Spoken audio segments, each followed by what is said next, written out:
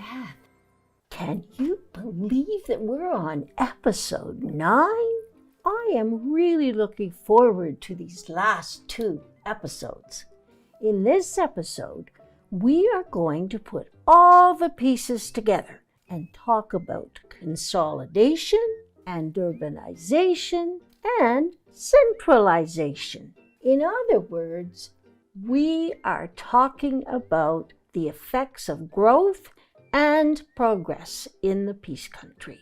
Times they were a-changing, but what did not change was everyone's high value of learning and therefore the survival of education throughout the major ups and downs of the first half of the century. 2 great things that enabled greater access to the region were the building of the Edson Trail in 1911 and the completion of the railroad in 1916. But then the First World War decimated the growth activities. But that was followed by wonderful years of prosperity and progress. But then the Depression hit hard. Those were tough times, but the settlers excelled in their determination, their ingenuity, and their creativity to keep moving forward. Yes, they were willing to give up so much as they problem solved in the best way for that time. Even the teachers took a cut in pay. Things were looking good for a while, but then along came the Second World War. This is my dad. Once again, there was a shortage of qualified teachers. Correspondence lessons filled the gap in many schools, but nothing was as good as a real live teacher in front of you. The fabric of the Northwest definitely drastically changed as so many people, mostly men, went to war, leaving women to do most of the work on the farms. After the war, the economy improved again. New and better roads were built, both locally and provincially. Schools were centralized in every region. Catholic school districts were formed as well, when numbers warranted. This is really cool. The first school bus arrived in 1948, and it would transport up to 42 passengers. And that added to the need to get snowplows and snowplow drivers. And as you can imagine, all those remote schools became very accessible. There was so much wonderful cooperation between Grande Prairie and the county of Grande Prairie, which was formed in 1951. We are so honored to have interviewed Dr. David Leonard, an expert on the history of the Peace Country. Dr. Leonard was raised in Sexsmith and received his PhD in modern history from the University of Sheffield. He was the provincial archivist of Alberta from 1993 to 1996. He also has been the project historian for Northern Alberta with Alberta Community Development. When Treaty 8 was first initiated in 1899 in the lands north and west of Edmonton, all the way up to the Northwest Territories, the treaty commissioners had a difficult time persuading the indigenous peoples of the North, either Métis or Aboriginal, as to the merits of a treaty. And when they came through and had the Northwest Mounted Police and the different missionaries persuade them as to the benefits of the treaty, a lot of benefits, annuity payments and instruction in farming and police protection and all. Amongst those benefits, they said, was the provision of education for your children, meaning, of course, education in Euro-Canadian culture, as well as basics in mathematics and sciences and instruction in French or whatever. So They did not explain to the people that the provision of educational opportunities would be in the form of the government giving grants to the churches to do the actual education of the people. So the Oblate missions across the north, as well as certain Anglican missions, were given grants for themselves to provide education to the people. But then it was also made a consideration that the people would only be provided with this training if there's enough of them, if there's a population was sufficient to warrant the establishment of boarding schools. And within the county of Grande Prairie, the land that would become the county of Grande Prairie, there just simply weren't enough Indigenous people to warrant this. Further to the east at Sturgeon Lake, a boarding school was established, but the other reserve in the general region was in the county of Grande Prairie at Horse Lake, and the children there were just so few in numbers that they did not establish a boarding school, and so the children were sent simply to the schools in the normal system. That would be the municipal district of Bear Lake, for them to establish school districts, but to include whatever Indigenous people were living nearby. So school districts like Hythe West and Latham in the far west were built for those people. The other concentration of Indigenous people within the confines of the county was along the Wapiti River, not far from Flying Shot Lake. In the 1880s, the a lot of people from Lac St. Anne and around Hinton and Grand Cache had come up into the Grande Prairie area and settled around Flying Shot Lake, and they were of Cree Iroquois mixed descent. Father Grouard called them Cree Iroquois Métis, but people with names like Belcourt, Caliu, Bisson, Campbell, Gladue, Martineau, Delorme, Gaucher, and Hamlin were of this type. But even there, most of the people did not take treaty. When treaty was signed in 1899-1900, people of mixed blood, Métis, were encouraged to take what was called half-breed scrip. That provided land for them or a certificate of evaluation where they could accept it and then become integrated within the rest of society, legally known as half-breeds at the time. So they also, in that area of Flying Shot Lake and Pipestone Creek, whatever schools were established in that area, they were simply integrated into that school system. So as the 20th century went along, and the various individual school districts within the county of Grande Prairie became integrated within the Grande Prairie School Division in 1938. That school division was sort of a buffer between the management of the individual schools and the Provincial Department of Education. The benefits were greater. The payment of the teachers, the establishment of school buses, and this is important too for children, particularly at the West End around Horse Lake, because they could now be bused to schools in Hythe and Beaver Lodge. And along the Wapiti, well, throughout this time, there's so much integration of peoples. After World War II, there was a great population explosion on the Grande Prairie through the Veterans Lands Act. Returned veterans were taking up lands in the shall we say the fringe areas of the Prairie District out towards Elmworth, Bad Heart, Teepee Creek, and elsewhere. And as a result of that, more schools were opened, but then it's also realized that there's probably a greater benefit in consolidating schools.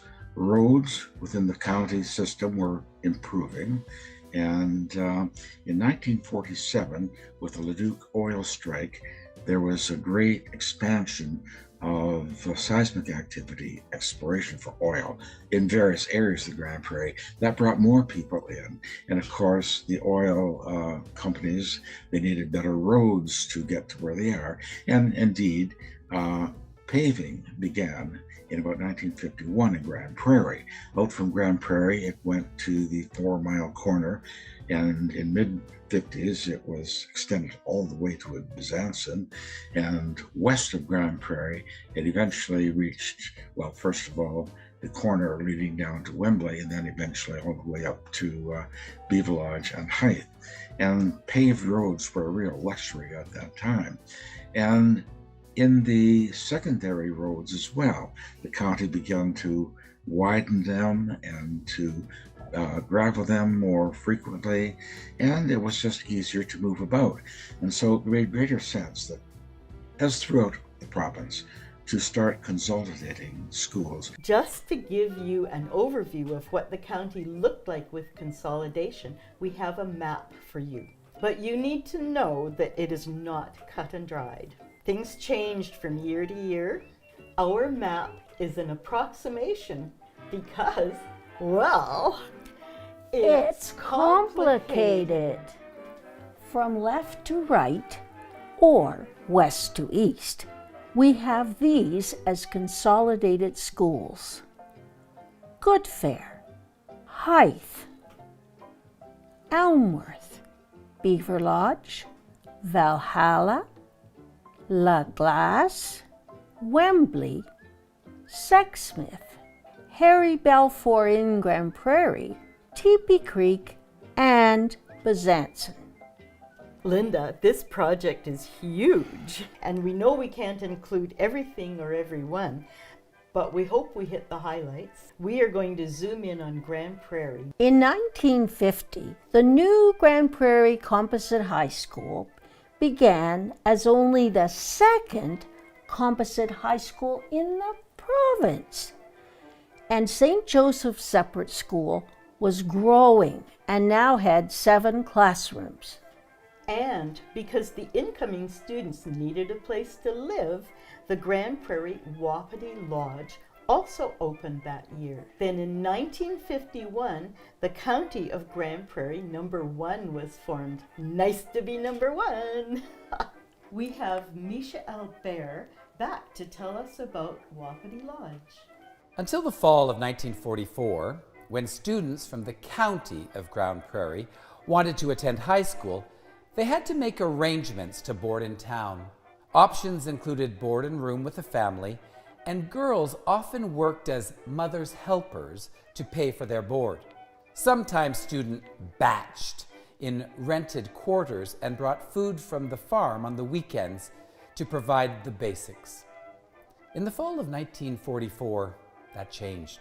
The old Army barracks from the Grande Prairie Military Training Center on 101st Street, they were converted into dorms. The south wing of the officers' mess housed the males, and the sergeant's mess was for females. 38 girls and 20 boys moved in. The kitchen, dining room, cook's quarters was in the north wing of the officers' mess. Young Betty Welter, a graduate of the Vermilion School of Agriculture and Home Economics, was the cook that first year. She remembers that, with the war still on, it was almost impossible to get utensils and equipment, and that boarding 58 students meant looking after 58 food ration books. Teachers at the Grande Prairie High often did double duty as supervisors for the students in the dorms.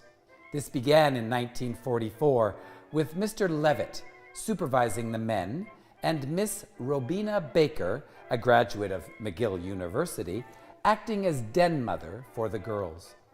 Their duties included the students' moral development and often extended into the classroom. One debate, when the war was still on, was, should young men marry before they join the army forces? The winning response was, young men should marry before they enlist because you cannot ration passion. The old H huts, with army cots for beds and 4-person showers, served until 1950, when the county of Grande Prairie built a lovely new residence, Wapiti Lodge.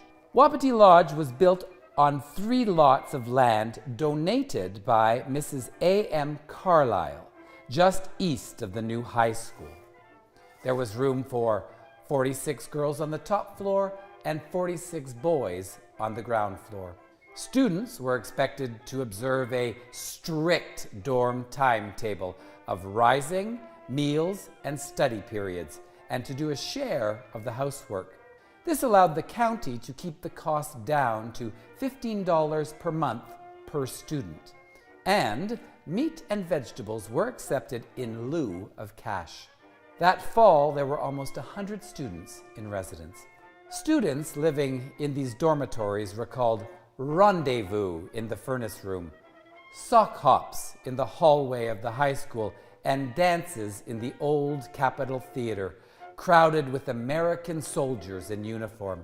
Miss Baker, girls' den mother, also remembered the couples in the furnace room, but since her greatest fear was having to run the monster steam boiler, which provided the heat, any male caught in the girls' dorm furnace room was simply put to work getting the furnace to do its duty.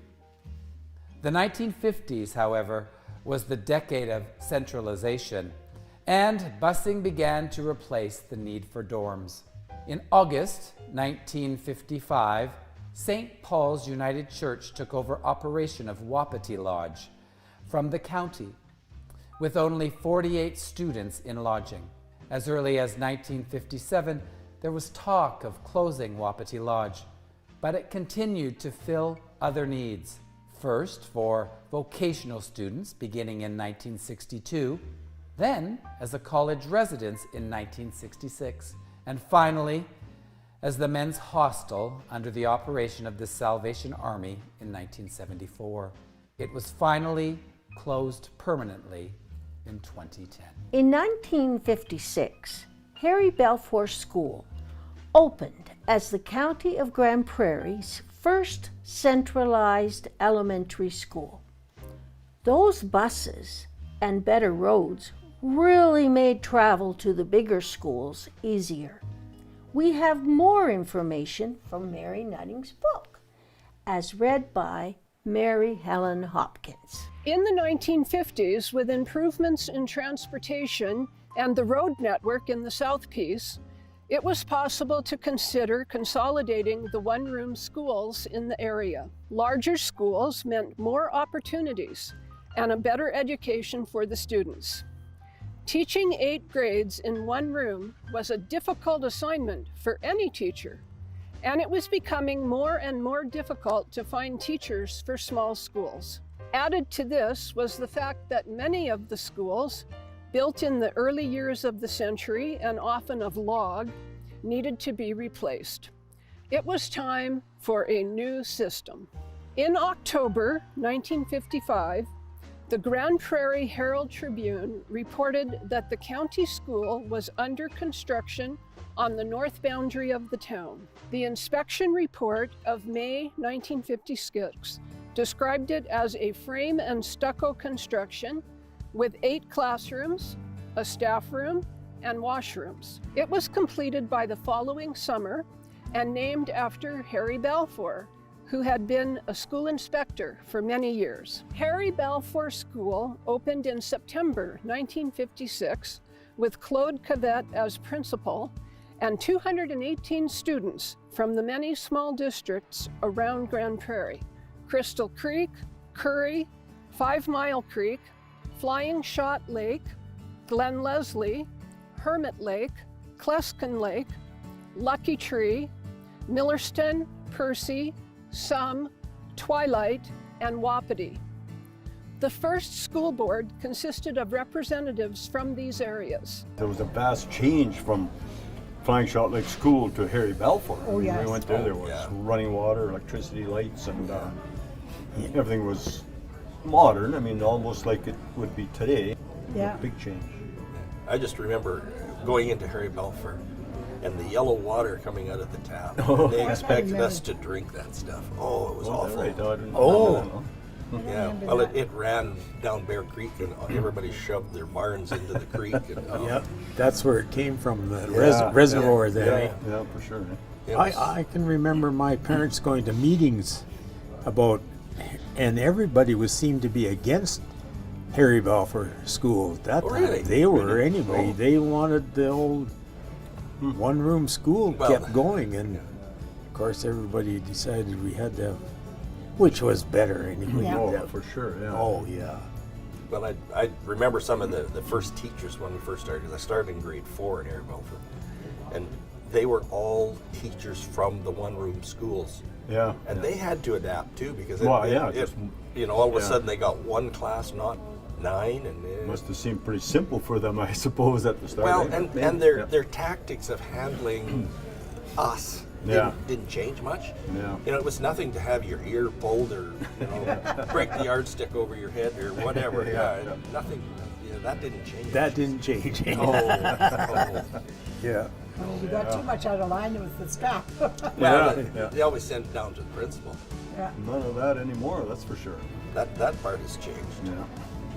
And you remember when we started at Harry Balfour, there was no gym. So we went outside at drop of a hat. I mean, you were just expected to go outside. And we did, and thought nothing of it. And then they got the gym in the last, I was in grade 9, I guess, when that gym came in. And we couldn't go in the gym. It was ready to be used, but we couldn't go in it because we would make it dirty. So, and then the next year they started to use it, but we were not allowed in there because we would make it dirty. I don't think there was even any playground equipment out on. All we had was a backstop. Yeah. One backstop. Yeah. Oh, Yeah. That was There it. was no swings or Nothing. slides. Nothing. The what did they call that? The parent teacher association, whatever. I think it was up to them to get the equipment that we used.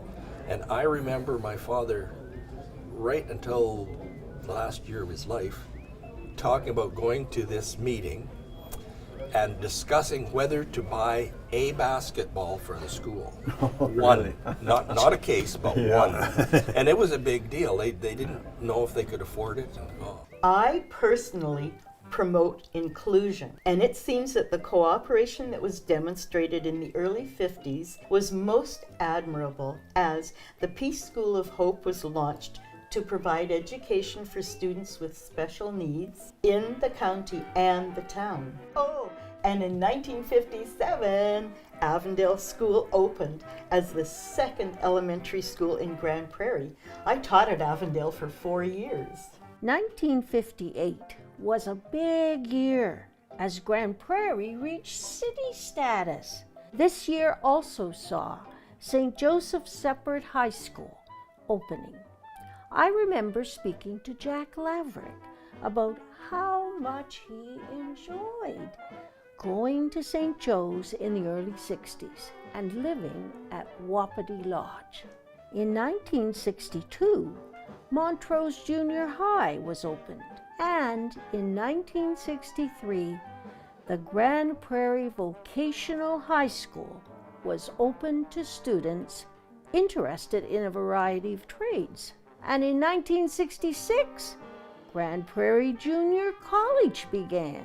We talked to many former students from these schools. First up is Margaret Bowes, a longtime resident with a wonderful memory of the history of the area. She gives us a great description of Grande Prairie High School. So when you went to the Grande Prairie High School, you went in the front door and went upstairs, and up there were grades 9, 10, 11, and 12.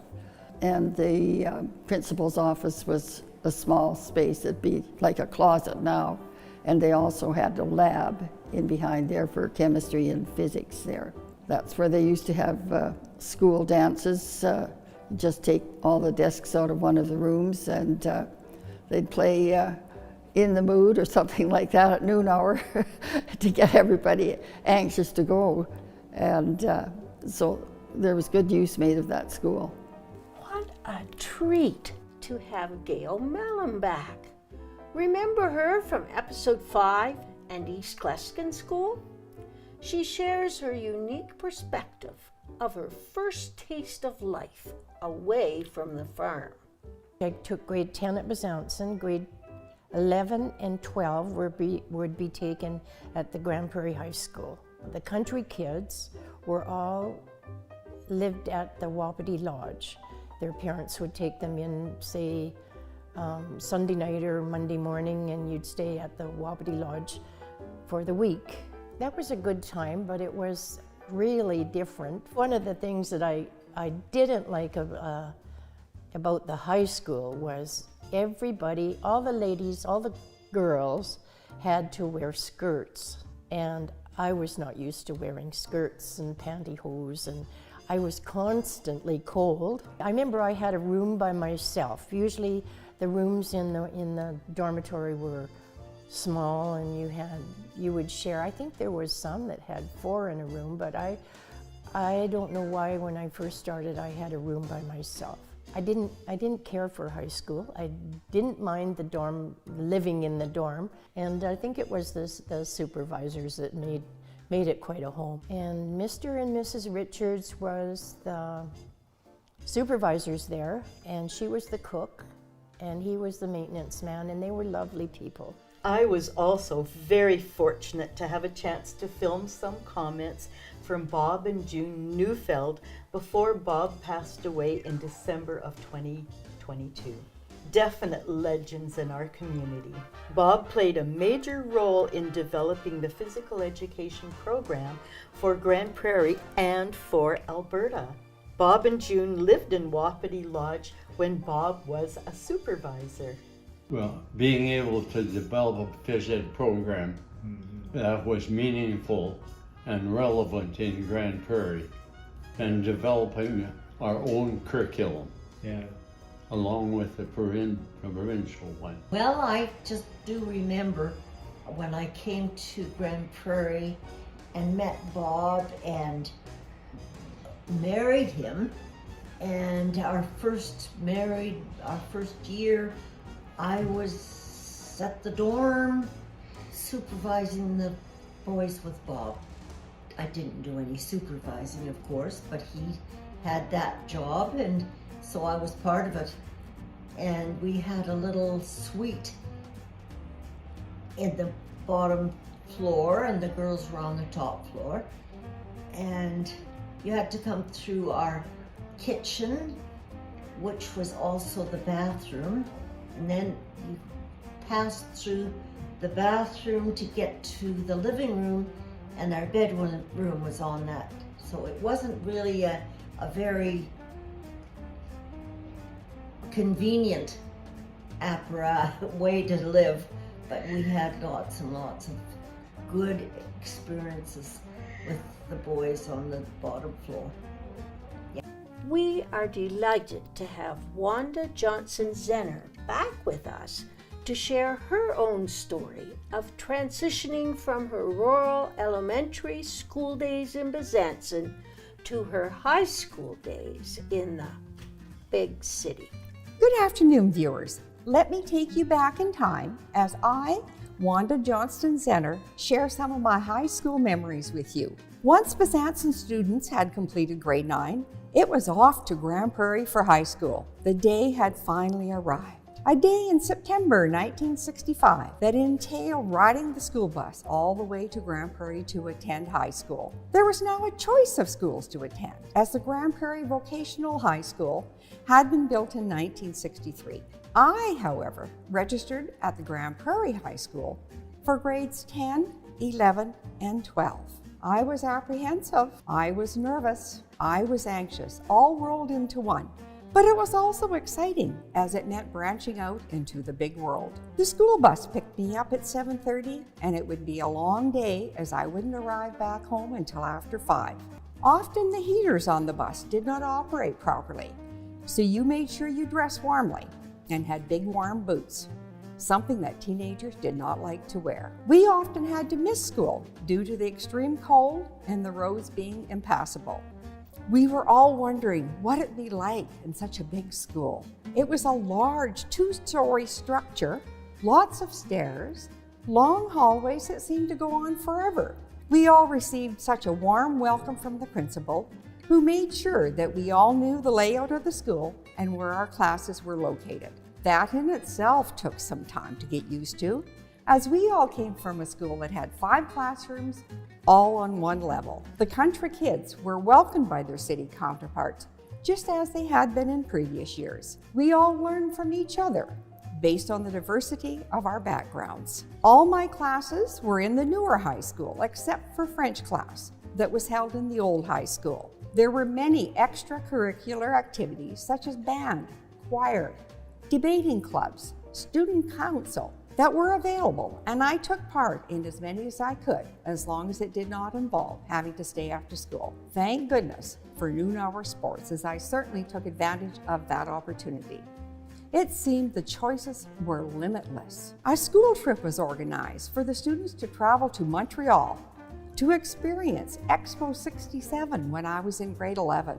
This was certainly an eye-opener for all of us. The majority of the trip was by train, and I recall my thoughts of Saskatchewan being how flat it was, how rocky Manitoba was, and how industrial Ontario was. Once we arrived in Montreal, we stayed at a hostel with many chaperones. Before you knew it, 3 years had passed, and we were all graduating. If we thought the world was opening up to us when we traveled all the way to Grande Prairie for high school, imagine what we were thinking now. Many went on to attend post-secondary facilities, and probably just as many went directly into the workforce. The teachers had laid the groundwork. Now the future was in our hands to pursue as we saw fit. I could listen to Wanda's story over and over again. It's amazing to think of how much has happened in the past 70 plus years to get us to where we are today. But it all started in those one-room schools in the county. It has been fun to zip through over 100 years of progress in education in the Peace Country. Please join us for our final episode as we highlight more great moments in this history. We acknowledge that we live and film on Treaty 8 territory, the ancestral and present-day home to many diverse First Nations, Métis, and Inuit people. We are grateful to work, live, and learn on the traditional territory of Duncan First Nation, Horse Lake First Nation, and Sturgeon Lake Cree Nation, who are the original caretakers of this land. We acknowledge the history of this land, and we are thankful for the opportunity to walk together in friendship, where we will encourage and promote positive change for present and future generations. That is a very special and meaningful statement for us and for our project.